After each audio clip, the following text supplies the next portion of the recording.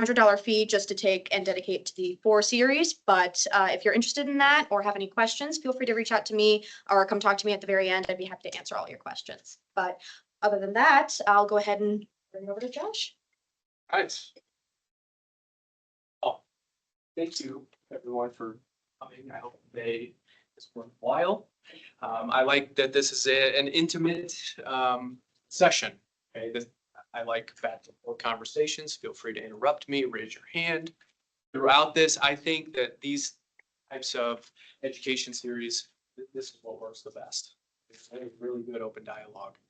So in this presentation, I'm going to go through many different things. Some will be some high level stuff. Some will be things that I've learned in my career as an agent and in that sales role where we think we can do it until we kind of get into that role. And it's like, holy cow, this is difficult. There's a lot of things that we need to figure out here. So there's good, there's bad to it.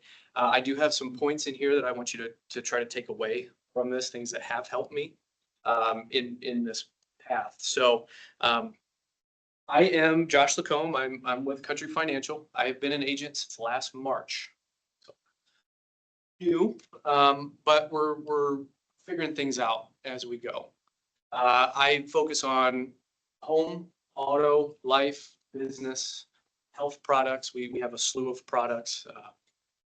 Agent back here, Ryan, he can tell you about that as well. So our offices, we kind of look a little bit different between me and Ryan. I'm going to fix my Ryan for a minute, but we look a little bit different on how we're building things and how we're setting things up.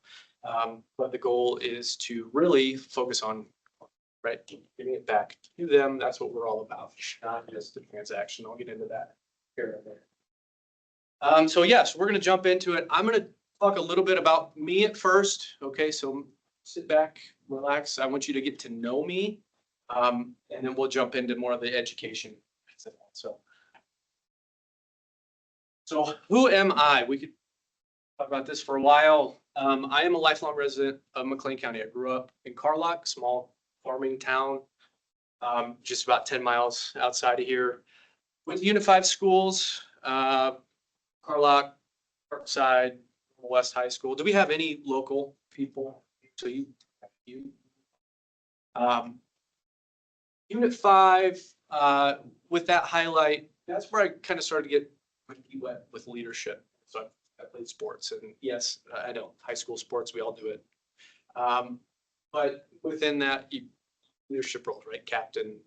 So you start to understand, hey, how do I help my team? How do I help people succeed when they're feeling down, even when I'm feeling down? How do I motivate them to do that? And so again, at 16, 17, 18 years old, it's a new concept for a lot of people. After school or after high school, I went to Southern Illinois for a year. Then I graduated from Eastern Illinois with a bachelor in science of biology. So you're going to see, I like to tell people I'm a bit of a mutt when it comes to my background, but I think it's good because it's well-rounded and you kind of start to figure out who you are and what you're good at. So graduated from Eastern. One thing I don't have up here is a brief stint in labor job after school. I had to start making money, so we jumped into that. But during that position actually is when agency, being an insurance agent, actually came to mind. And I started looking at that years and years ago. In my early 20s, I couldn't afford to start an agency. I didn't have enough capital, didn't have enough money to really throw into a business. And so I said, okay, this is something that I want to do in the future. I'm going to put it on the back burner. So while that's kind of sitting in the back here, I joined the Illinois State University Police Department. And I'm going to highlight this a little bit. We're not going to do war stories. We're not going to talk about how awesome, cops are. But this is really where I started to learn who I was, what I could do with people and how I could connect with people really fast. And that was a part of the job every day. I had to develop rapport with people in crisis situations within minutes. I show up to your door, you see a guy with a badge and a gun on, a lot of people don't like you right away. So I had to learn to communicate and to listen, and skills every day over time really started to sink in. And I figured out that among my peers and colleagues, I could do that pretty well. So one thing I actually really enjoyed doing was mental health calls. When we would students' rooms and they were having mental breakdowns, crisis situations. I was usually the one to go in there and start to talk to them and listen to them. And so again, all of those things really start to make sense when we talk about sales. So as a corporal, field training officer, I put those up there to show you that there was some leadership as well. So I had to not only do my own job, but then make sure that the officers under me were doing their jobs and they were doing them correctly. We tried to mold them the same way. So for those of you with teams in your businesses, that leadership is very important when talking about motivation, talking about sales, talking about running a business. All those things really start to make sense.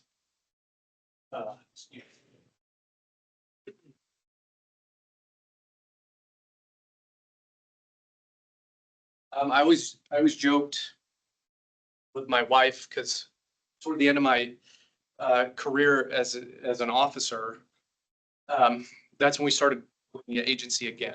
It started to make more sense. Policing was getting to a point for me where I could really feel that target on my back, and it just once it started to feel safe. I've got 2 daughters. I've got a wife. I've got a house. All of these things started to flash in front of me and say, hey, let's look at something else. And so I brought back the idea of agency, running my own business. And I joked with my wife because she said, hey, do you think you could be a salesman?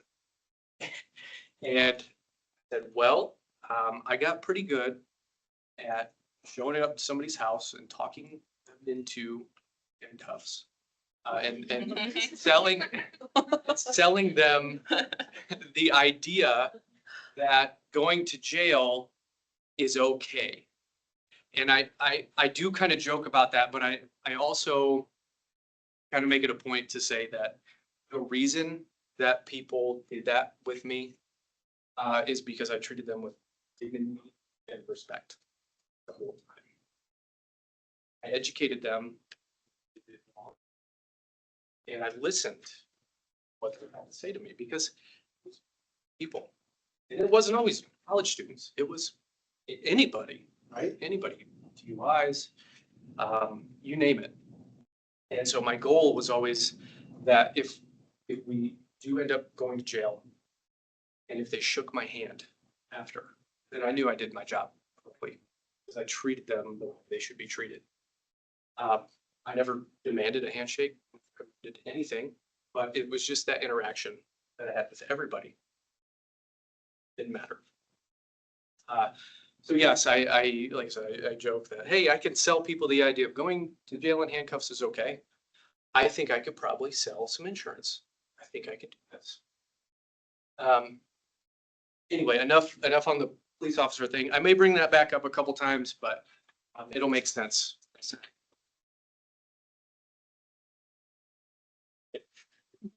I've been in your position before, so.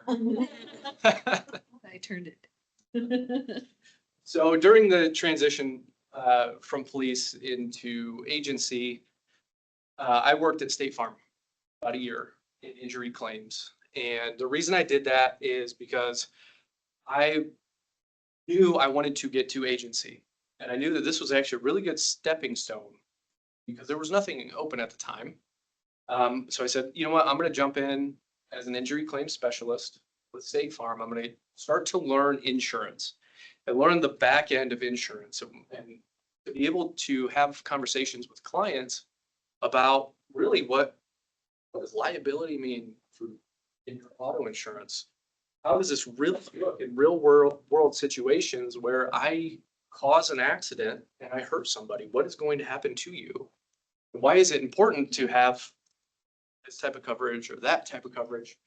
All of those things really started to make sense when jumping into agency. So here, again, this year, put my head down, started learning insurance lingo, knowing that we were eventually going to get here. And then in early 24, I got a call that said, hey, we'd like for you to join as a scratch rep. So scratch rep means I started at ground zero. One client came, it was me and me only. So I was my own accountant, marketing person. It was me, right? I was the guy. And it was hard. It was very hard.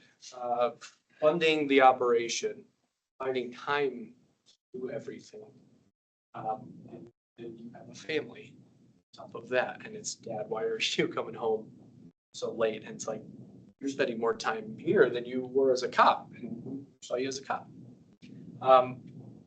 But again, it's a path, and I hope all of you are on that journey, just like I am right now. We know that it's hard work.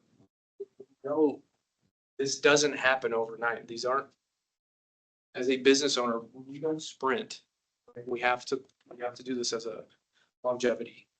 It's a marathon. I always tell my assistants, this is a marathon. So, my first year had many ups and downs, and many learning opportunities for me. And really, that's what we're getting ready to discuss and talk about. Things that were great, things that weren't so great. So, you can go ahead. And real quick, I put this photo up here. One, we're Disney nuts. I never thought I'd say that, but we are. It's a super fun place. But this is my why. I'm going to come back to my why a little bit later, but these three are my why. And I do this because I want to be able to support them, take care of them. You don't have to be rich, but I want to be able to spend time with my family and go on vacations and do all these things. So my youngest in front there, her name's Adeline. She is awesome, crazy third grader while getting ready to go into third grade.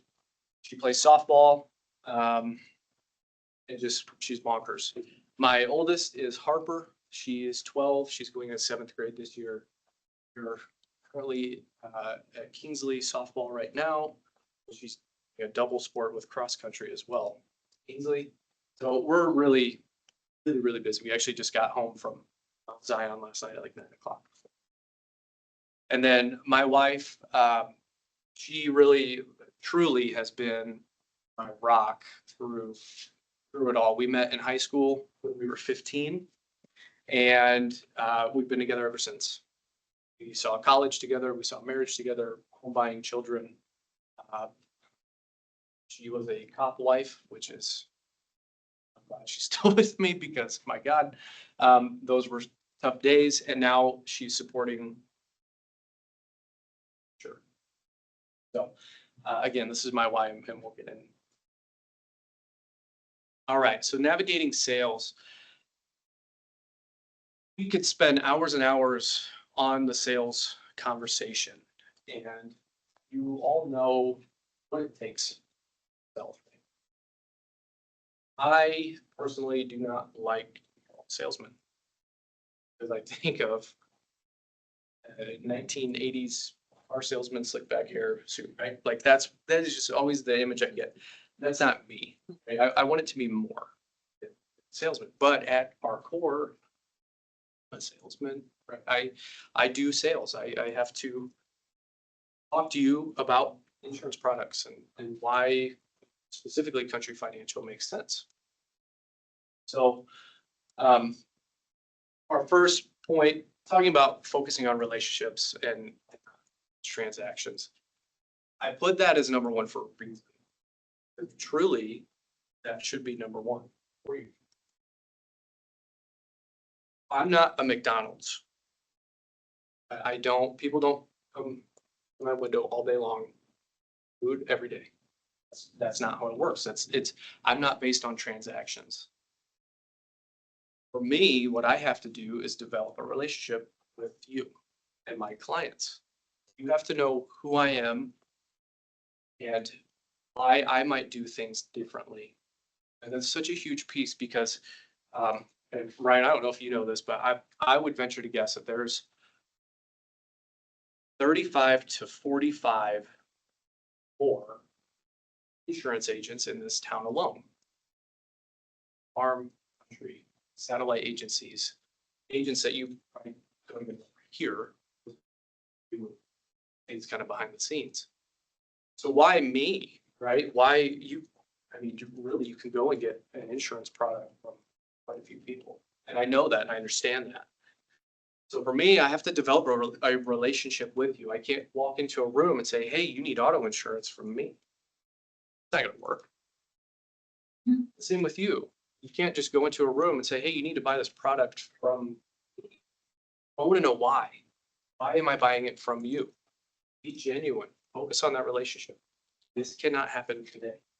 Some of my transactions and sales with clients take months to do, back and forth, and it's follow-ups, and it's me being present and doing what I say I'm going to do. And I'm building that true relationship with you. I want to know you. I want to learn who you are, who your family is. People want to work with those they like, feel comfortable with. That's just human nature. And that is how we are wired. So take advantage of that. The art of listening. It's huge. I told you about this when I was in law enforcement.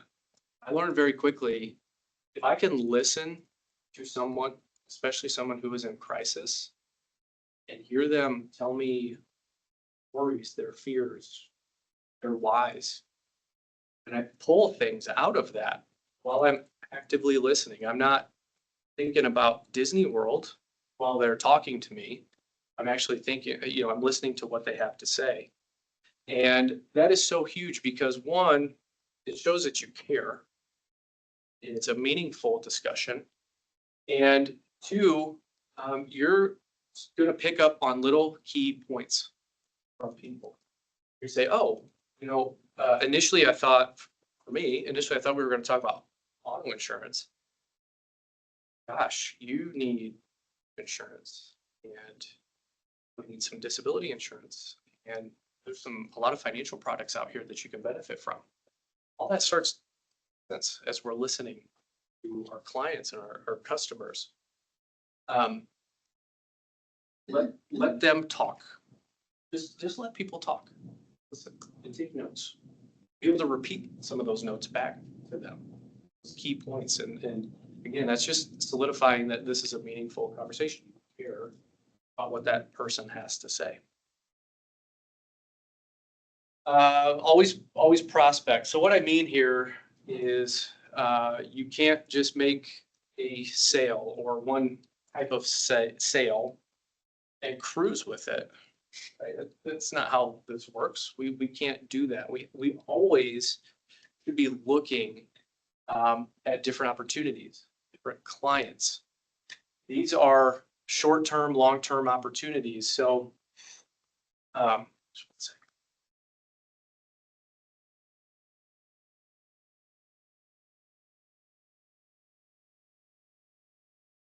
So for myself, I was joking earlier about this. I'm a yes man. And that gets me in trouble sometimes, but it has also opened me up to a lot of different opportunities.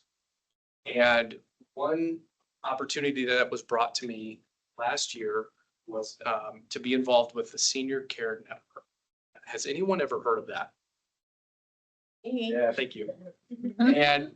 And they said, hey, this is a really cool group of people.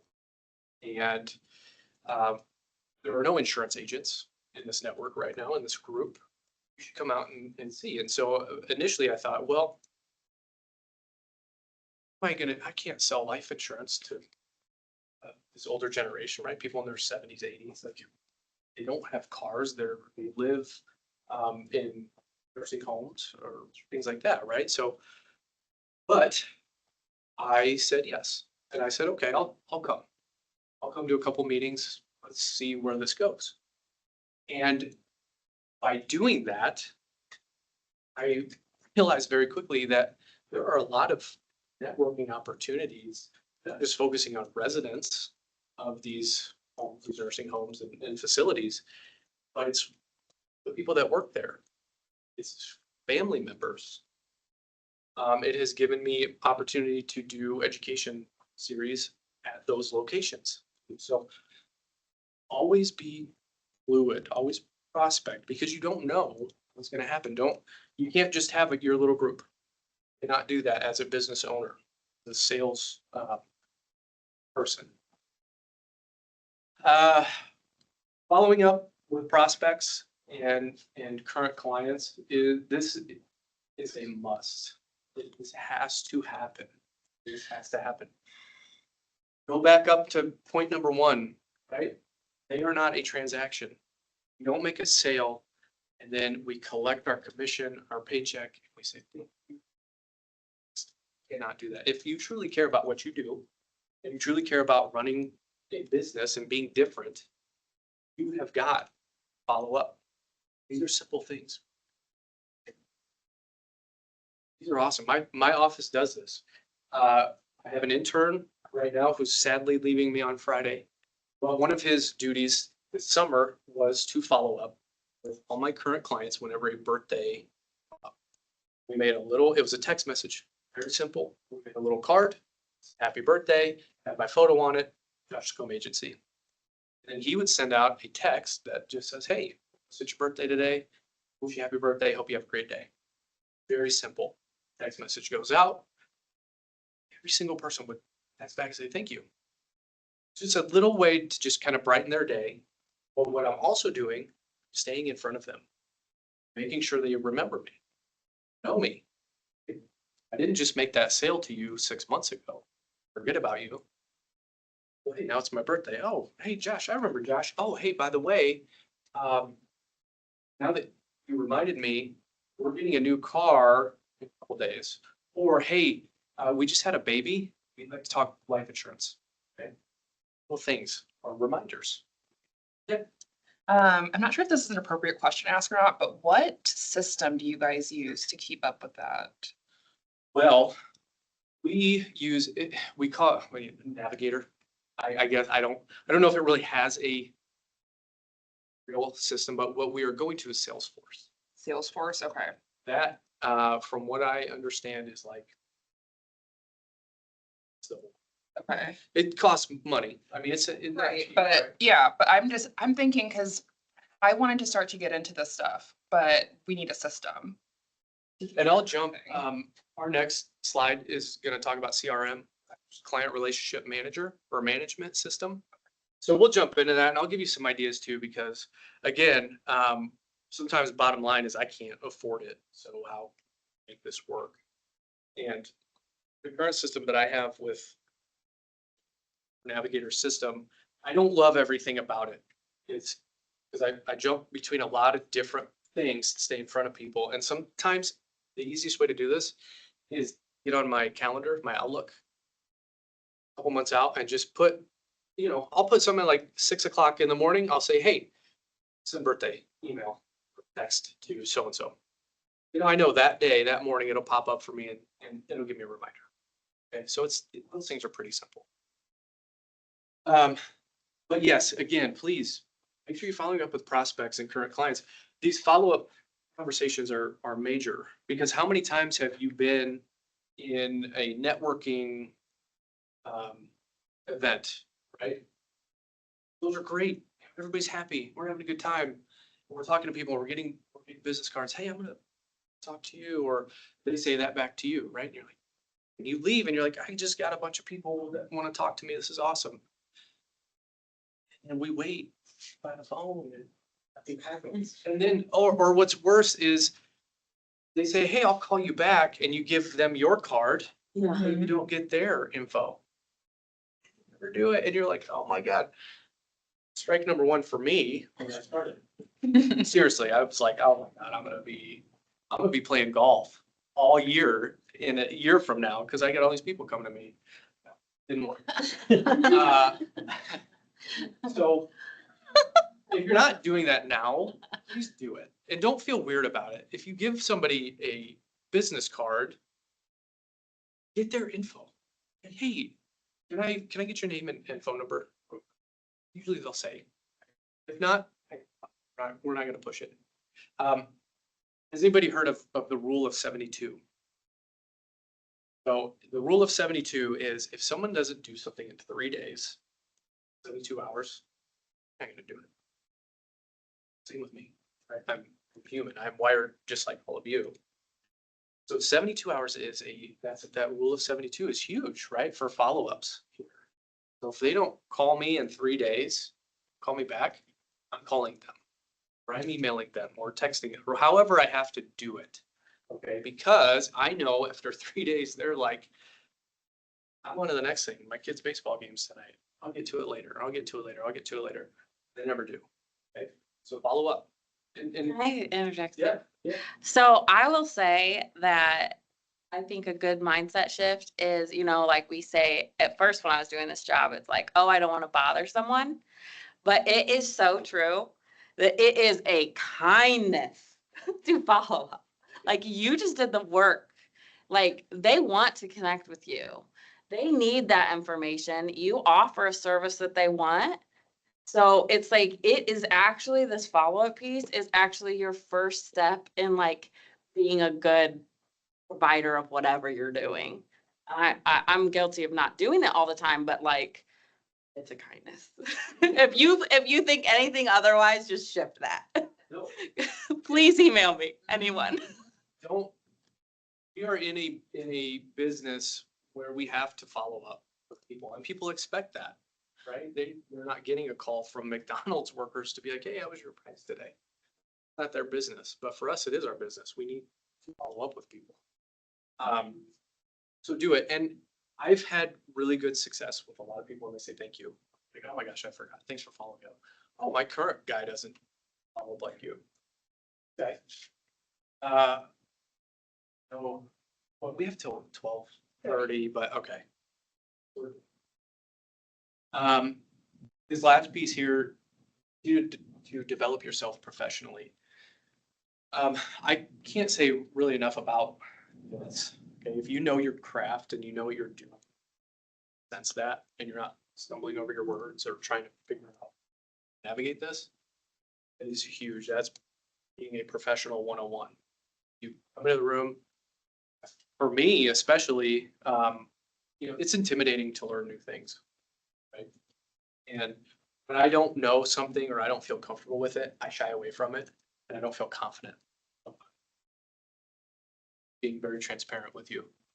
But when I force myself to learn it and to have the conversations, and the first couple conversations, I'm dumb, probably. And I'm gonna learn, okay, what in that conversation worked, what in that conversation didn't.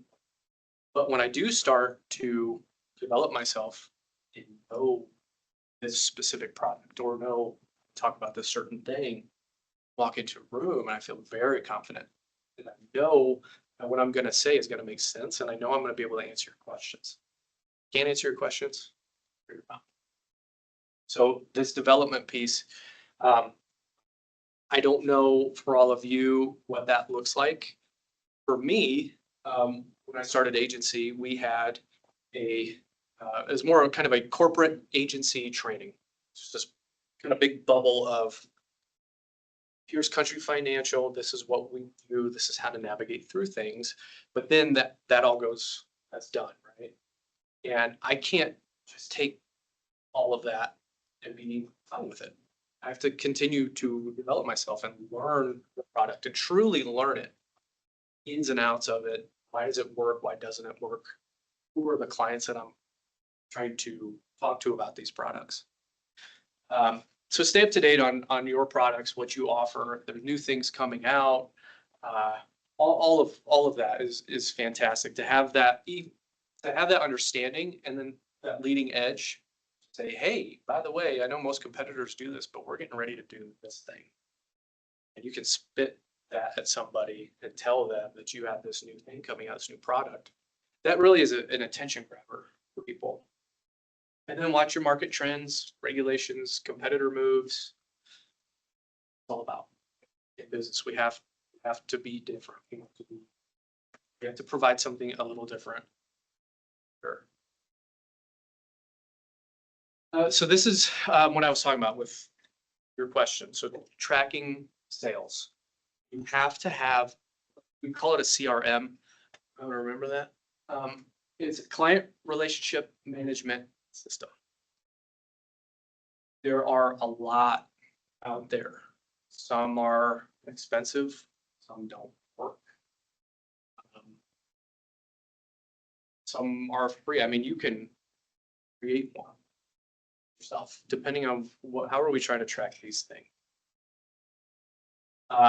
And so what I do with our current CRM is just when I have a prospect come in, gather their data, right? Name, address, phone number, date of birth, all these things. I put it into our system.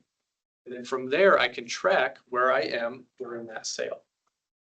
From hello, how are you? Close.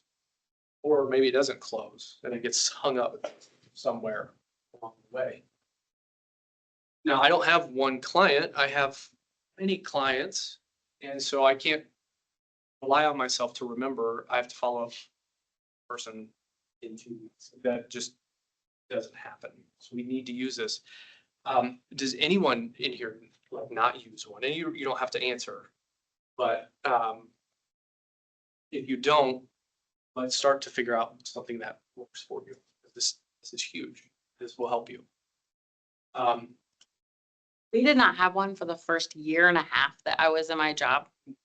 I will tell you, like, we need to prioritize. Well, if you don't mind me asking, what? Really difficult to be effective when you're just trying to remember everyone in your head. Oh yeah, it's Like, impossible. I couldn't do it. Can't do it. And I really have a large capacity for people and still could not do it. Yeah. So It's hard. it's necessary. In the beginning, when you're starting out fresh and you got a couple clients, that's fine. Like, it's okay, but then you grow and you grow and you grow. And now it's like, okay, I get figure out something. If you don't mind me asking, what do you do now to try to keep track of? There is none. There's nothing. Right now we use Jobber Okay. to book everything and stuff like that, but I think that we need something like this for birthdays or events, or like your kids are starting 6th grade this year, good luck to them. Just little stuff like that to be front of mind. Especially with construction, handyman services, you're always needing something done, always. So I don't know. I want to get into this. Yeah. For sure. Yeah, and like I said, we're moving to Salesforce. And again, from what I understand from this program is the way to incorporate kind of everything into going to be a game changer for us. Our current system is just, it doesn't flow like it should. I am busy. You all are very busy too. We need products and systems in place that just, I don't need to take a lot of time to put all of these things in to do all my follow-ups. I need something to just be mainstream. And if you don't want to pay for a program like that, your own, that's fine. You can do that and put into it what is important to you. What is going to help me keep track of this Excel sheet? Right? Work with your Google calendars. The big point to having a client relationship management system is staying in front of people and not losing clients or prospects.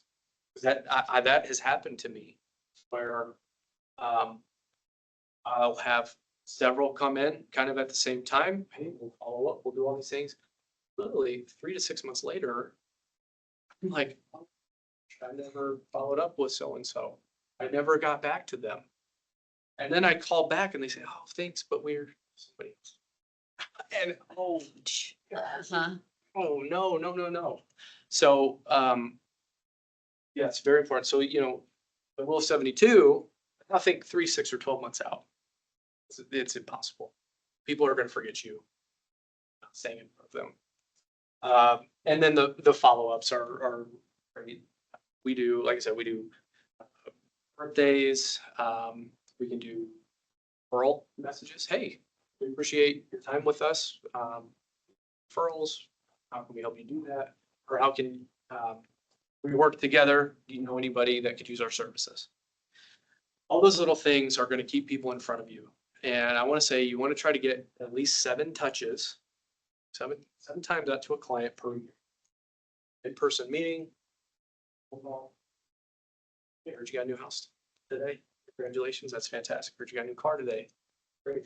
Heard you had a kid. Congratulations. So you can see where I'm going with this. We don't have to be in front of clients for hours talking to them about products. Be human with them. Just be a friend.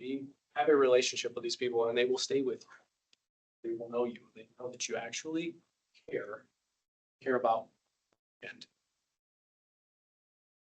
does anybody have any questions on CRM?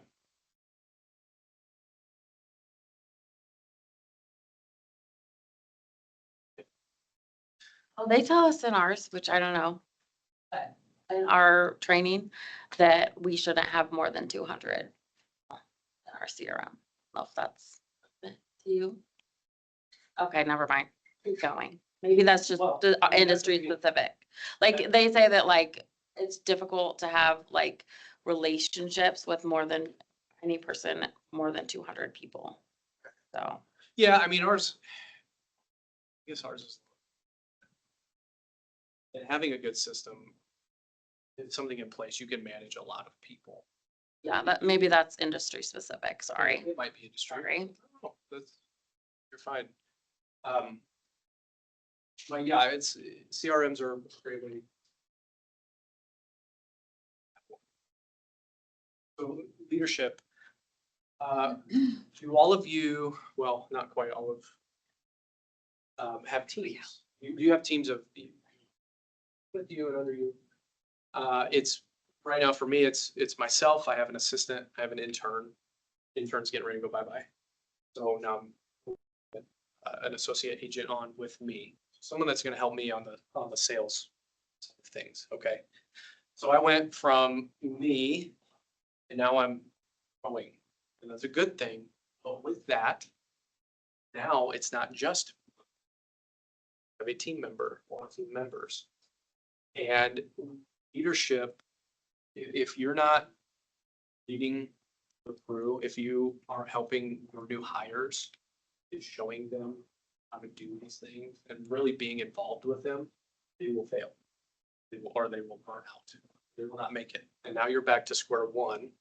And you got all this work back on you again. Now I got to train again, try to train. So lead by example. That's, again, I put these things in order for a reason. Lead by example, show them who you are, what your work ethic is like. But you have to be willing to train your crew. You have to, for your business to truly blow up and expand, they all have to be on the same page. You don't have to rule with an iron fist. I've never been a leader or a supervisor like that.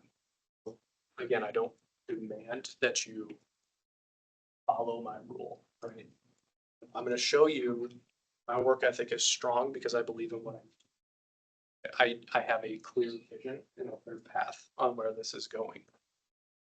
So, where you see pride at, I'm going to go back to for a minute. At ISU, this was a part of our mission statement at our police department.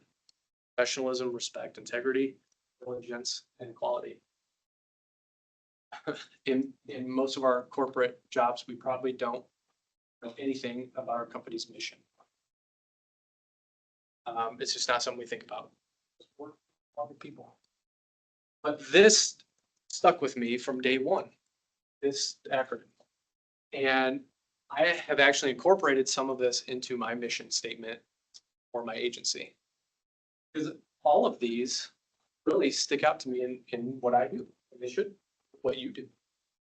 We'll be professional. We're gonna respect you, whether we make a sale or not.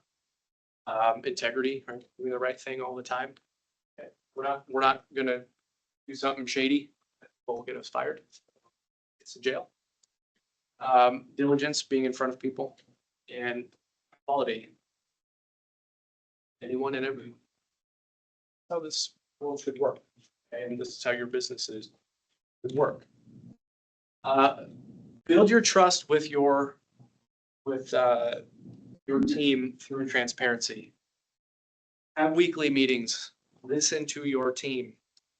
Yes, we are business owner, CEO, whatever you want to call yourself, right? This is our business. But we chose to hire people. We chose to have a team with us because we know we can't do this alone. Understand that and talk with your team. Listen to your team. What they have to say. Maybe there's something that you think has been working for months and months, but it's not. And they have a better idea of it because maybe that's the thing that they've been working with. The leaders that stay in those little bubbles, they are the high and mighty, will never grow. And you more than likely will probably fail, or you're going to lose that one team member that is keeping you afloat. So make sure that there is transparency, there's discussion. True discussion. Weekly meetings are pivotal. With my assistant, I do that. They don't have to be long. Usually ours are about 30 minutes or so. She comes in, we shut the door. Hey, how are you? What's going on good in your life? What's going good at work? What can we change? And I take all of those things and those notes and we kind of break them down. Changes, maybe not make changes. Depending on what it is. Invest in your team and empower them. Make sure that they don't feel like they are just an employee. For our businesses, that is different. There aren't 30, 40, 50 of you. Job. There's one of you doing a job for a very specific niche, a very specific company. This is different. They should have that entitlement to that, right? They should feel like they are actually a part of this business, of your vision and your mission to carry that on. As soon as they start to feel like they are in that stage, we'll see their productivity goes up. They want to be there. They enjoy it, right? They talk highly of you. They share that with other people. So recognize and reward those achievements when they do something well. We don't do that enough. I don't do that enough. I will tell you that. I have expectations for my assistant. I expect her to do certain things.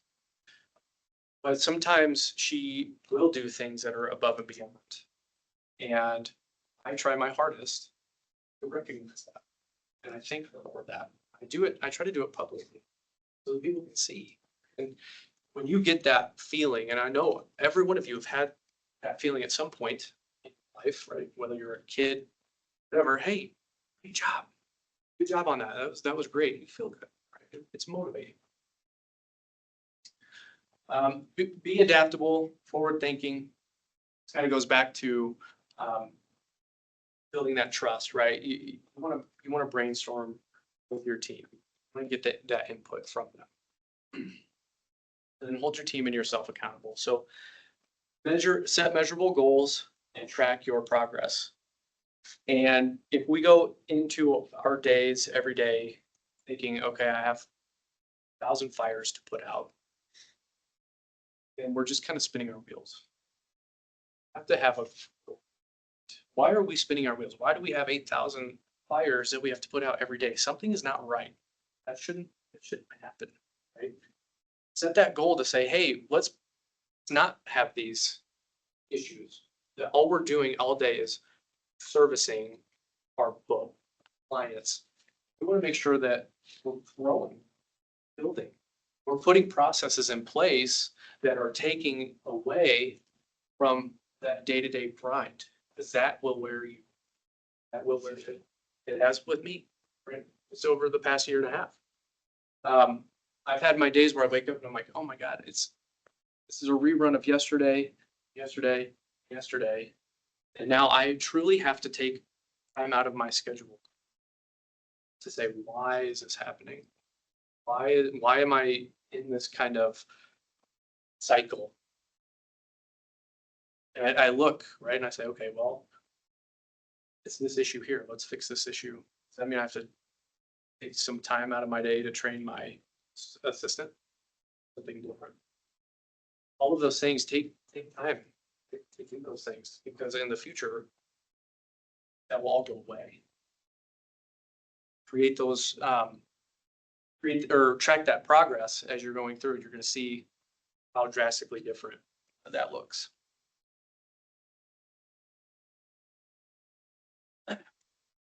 So a little story time on this photo. I put that one up there.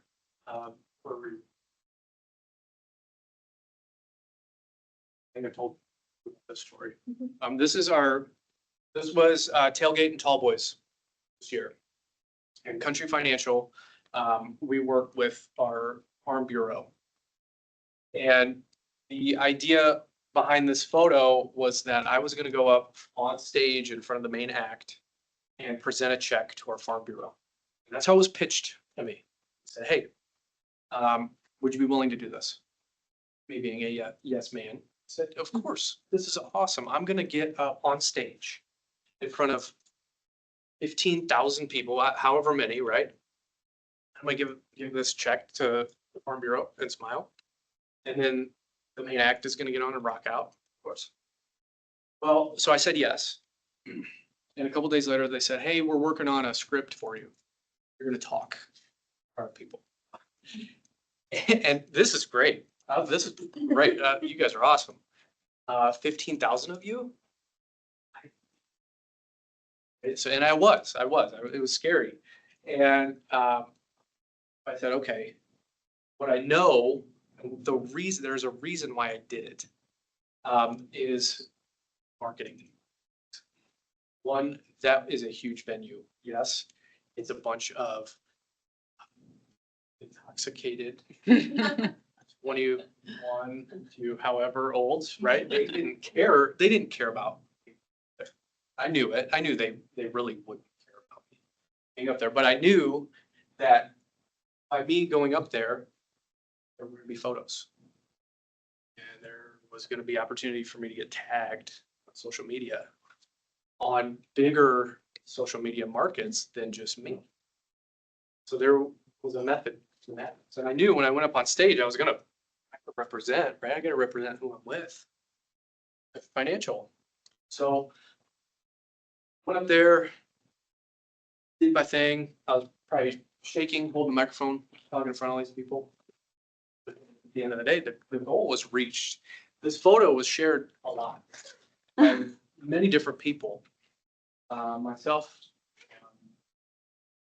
the Farm Bureau, Tall Boys, all of these things started to make sense. I got recognition for it. So when you are doing your marketing, you have to have those things.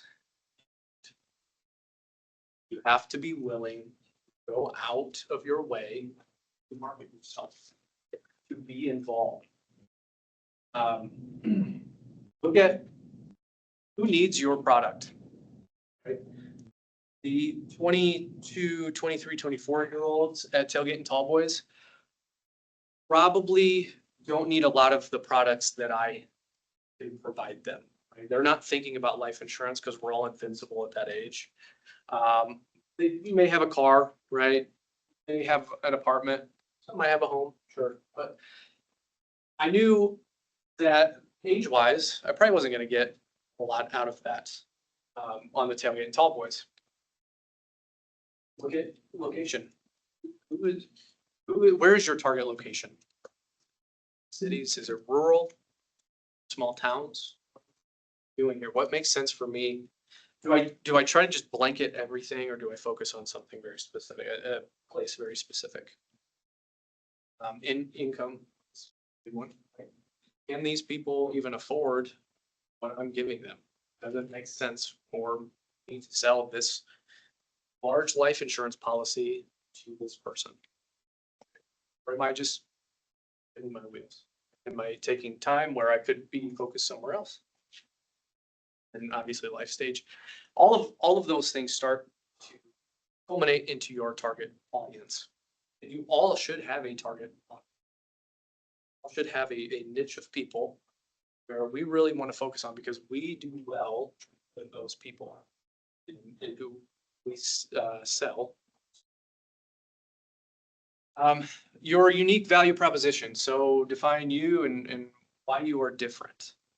And for me, what I try to do is I've always had a lot of luck educating them on who I am, what I'm about, and what does this product.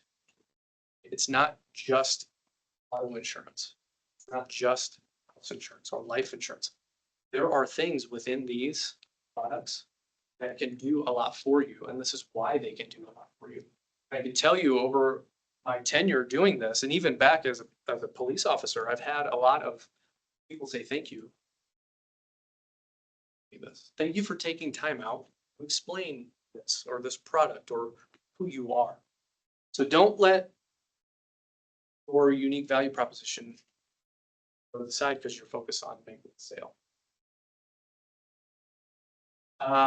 What type of marketing should I do? This is a huge one. And this has been my journey, my marketing journey.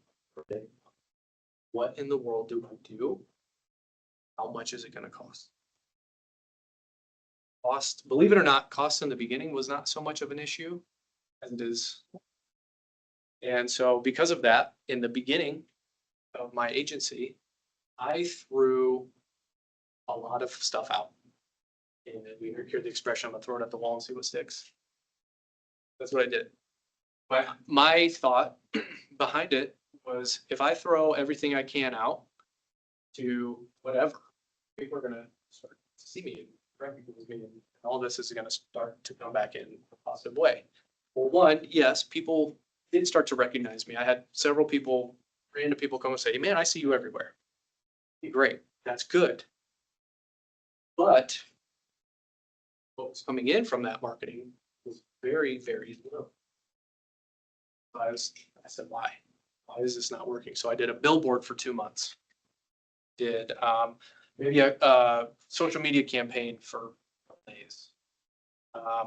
All of these, it wasn't enough. I didn't give myself enough time. Instead of doing 10, 15 different things, I focused in beginning of this year. I focused and I said, okay, what really works? What's working for me? So some of that comes back to that CRM tracking what works for you. And so now I do less campaigns, but I do them for a longer period of time.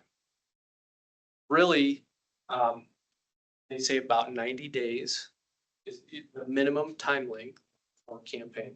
90 days. So if that's a billboard, do it for at least 3 months. Longer than that if you can. Social media campaigns, print ads, all of these things should have a time frame. We can't expect to do 5 different sponsorships and necessarily have something come back. Do the same sponsorships. Every year, that same sponsorship comes up. I know I'm going to do it. I'm going to do it. And that one, it's going to take time and patience, right? But by year 3, 4, people are going to be like, oh, he's a sponsor again. This guy's great. It starts to stick. Be consistent with your branding and your messaging. So again, here, with this photo, I knew anything that I put country, my logo, even down to the colors, right? The colors of my logo, a lot of that starts to match. So I tried to match like even my header up here, my headers, I try to match that color to the country green. I'm trying to make everything So if I'm something on my car, the vinyl on my car, that's gonna look the same as what you see on social media.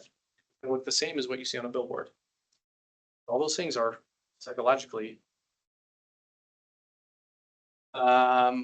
Measuring your return of investment on every campaign. I didn't do this when I started.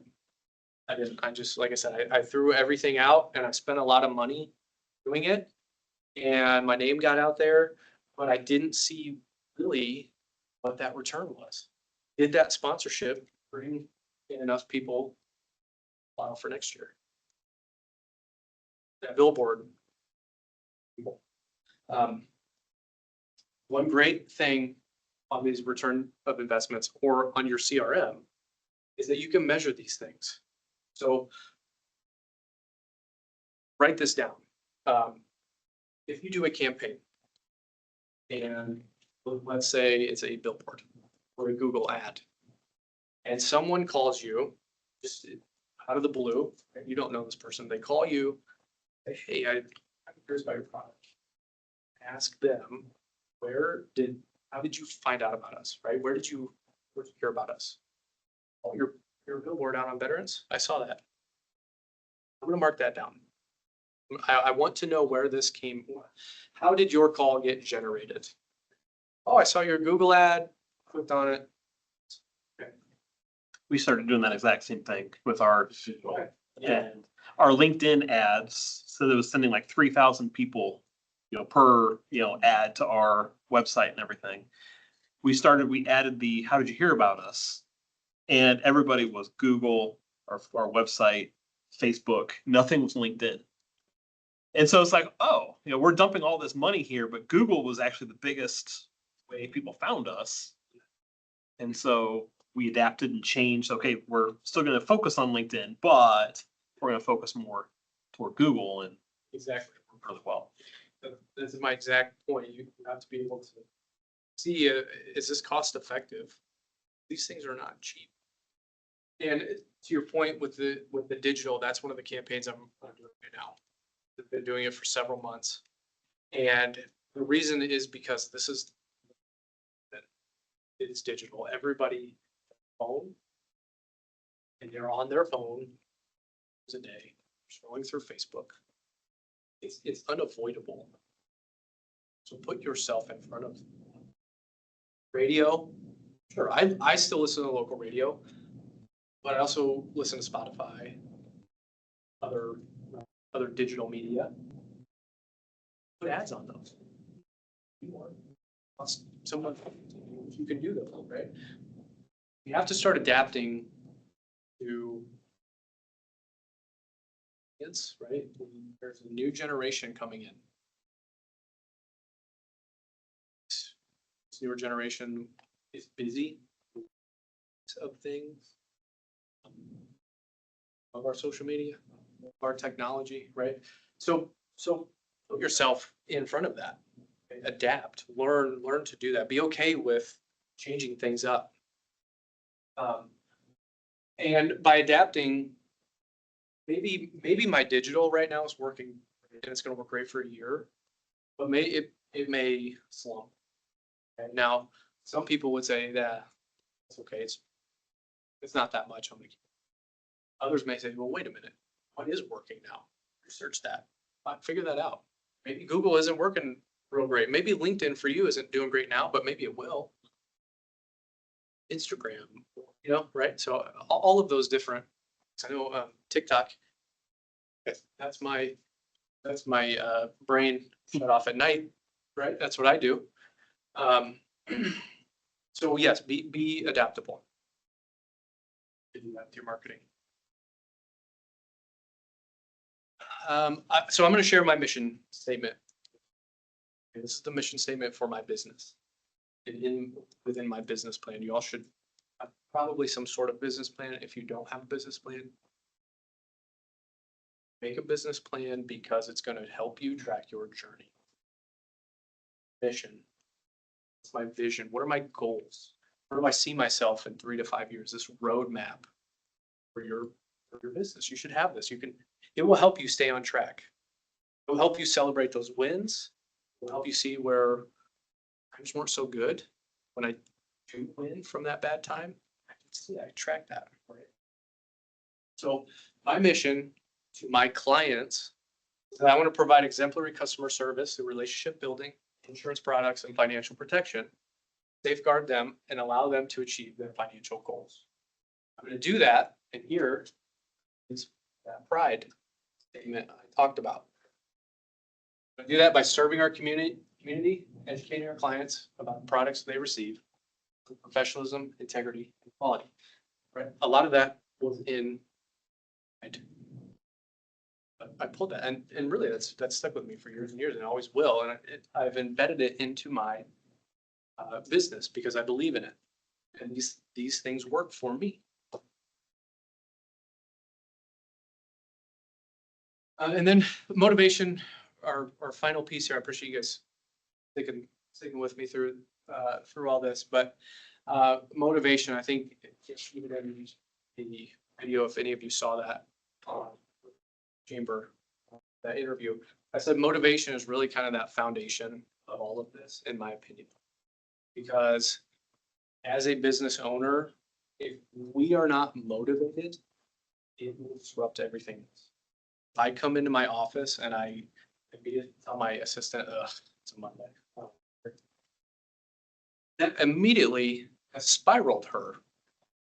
Now she's down here with me, right? I come in on Mondays. I'm human and I say, I don't want to be here. In my head. But I walk into my office with a smile on my face. When they say, hey, how are you doing today? I say, I'm doing good day. Good day. Because I want to make sure that I'm setting my team up.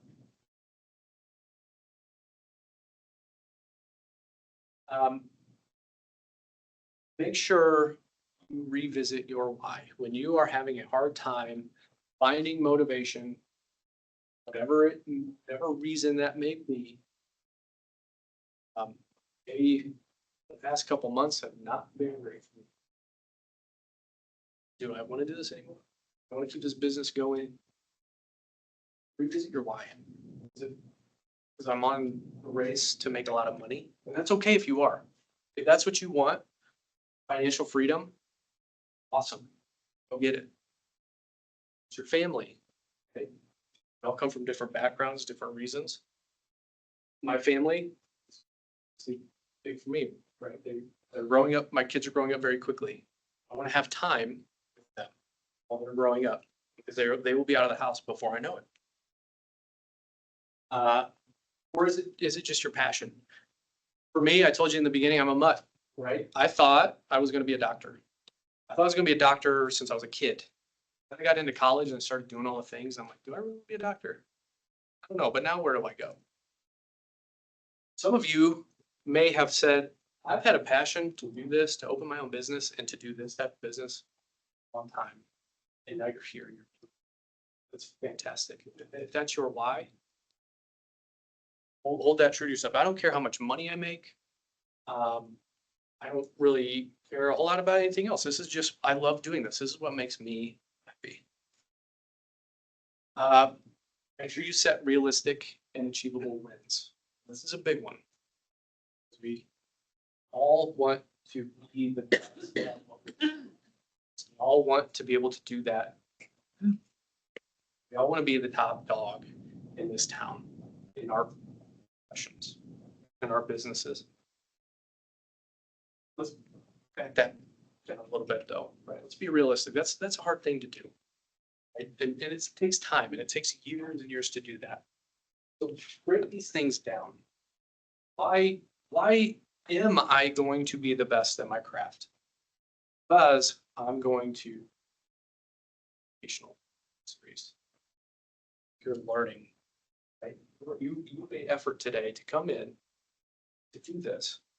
That's a small goal, right? Because you know in the future, it's just going to build itself. It's going to make you better and better. Surround yourself with like-minded, driven people. Wow. We have probably all been in that situation. Come in, whatever that looks like for you. Personally, I've had several jobs or colleagues that are just negative all day, every day. And that is hard to not absorb. If we really want our businesses to succeed, well, surround yourself just like this. All like-minded people. You all want the same thing for your businesses. That will motivate you to continue, even through the hard times, right? Find your networking groups. There are so many around here. Find your people who want to succeed.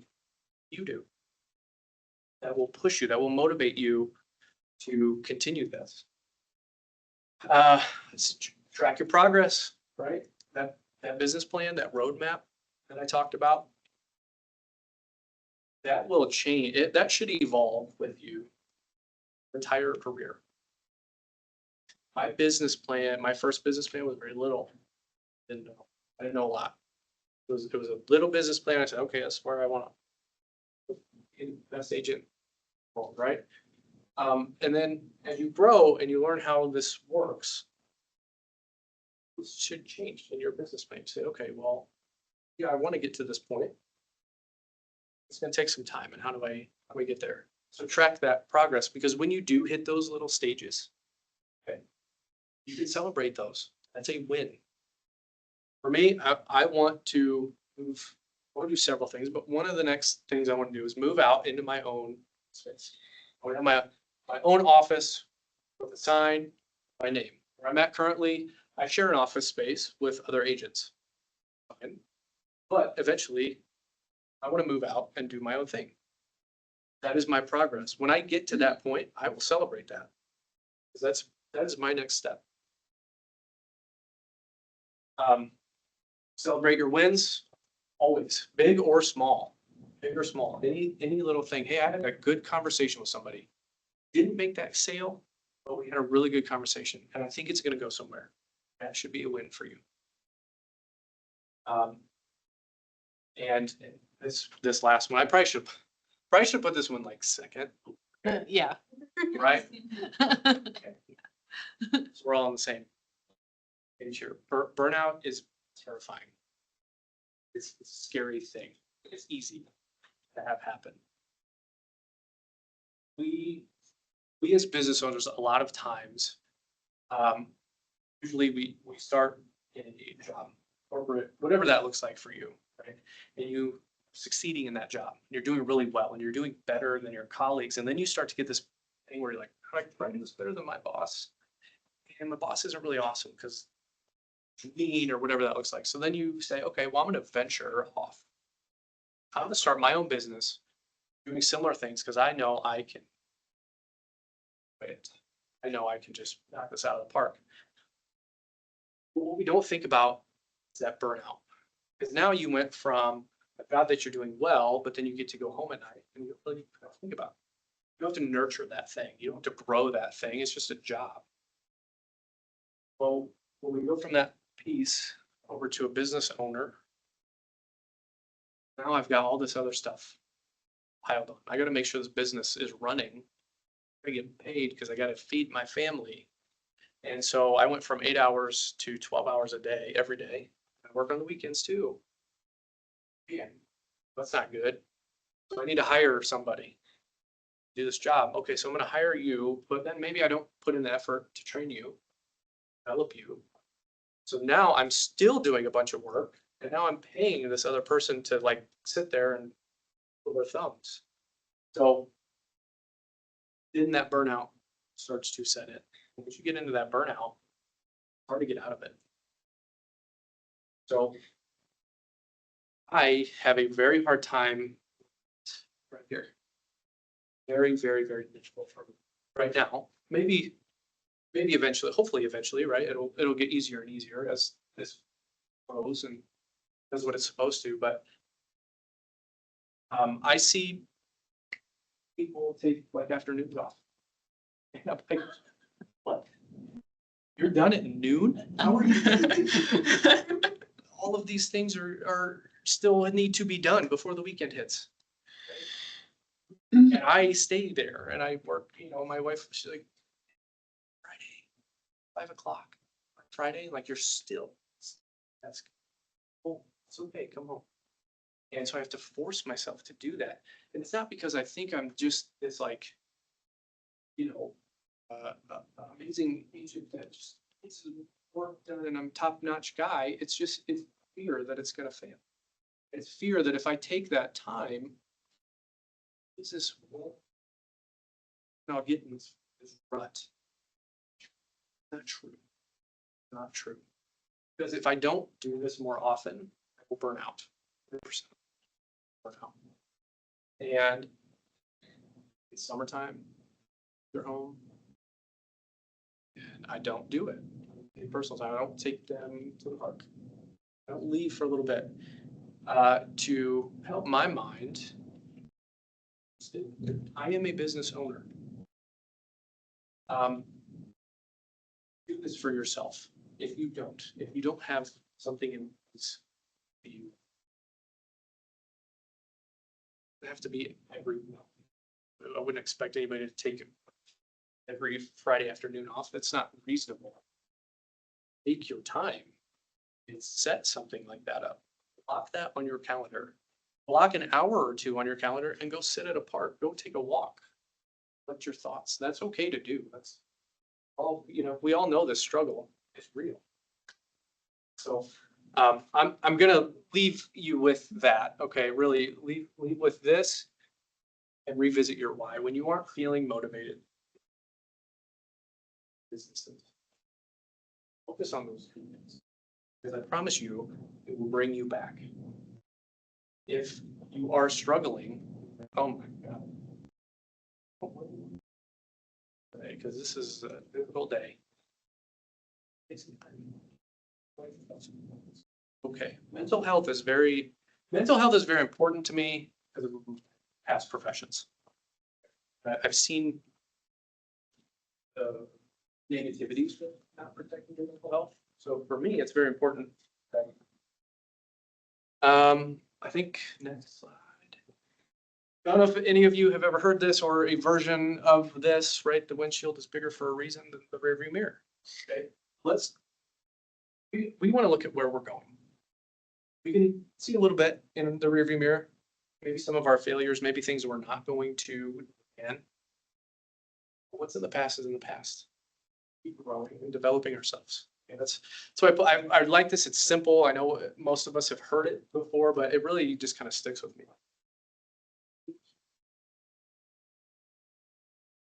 And developing this and working at my agency. Gosh, even at the end of the day, if it doesn't work out, that's okay. My future is bright. Still, the windshield is big. I think that's just contact info. Feel free to scan that. That will actually bring you to is my personal website with Country. Feel free to check that out. And with that, this actually, when I practiced this, I was like way under an hour. So I'm happy that I was like, You're like, Hey, 37 first minutes, we're time. out of here. Every time you practice the first time, it's always, you're talking way too fast, and the second time, when you're doing it for real, you're normal. This was great. Thank you. Nice. no, I do want to thank you so much for doing this, and you guys were great. Thank you, good job.